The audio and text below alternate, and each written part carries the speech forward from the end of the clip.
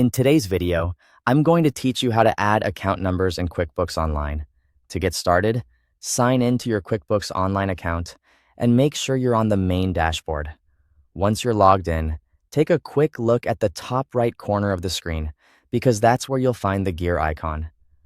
This icon is where many of your company settings are managed, so if you ever need to adjust preferences in QuickBooks, this is usually a good place to begin. Go ahead and click the gear icon. From the menu that appears, select Account and Settings. This will open the main settings area for your company file, where you can manage operational preferences and customize how QuickBooks works for your business. Next, open the Advanced tab. The Advanced section includes settings that affect the structure and behavior of your books, so it's important to move carefully here and make sure you're changing only what you need. Once you're in the Advanced tab, scroll down until you find the Chart of Accounts section. This area controls settings related to the accounts you use to organize your financial data. When you see the Chart of Accounts section, click Edit.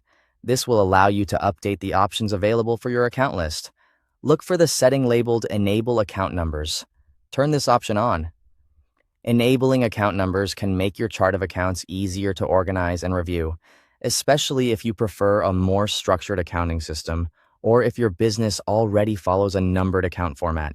After you've turned on Enable Account Numbers, click Save to apply the change. This step is important because it confirms the update and stores the new setting in your QuickBooks Online company preferences.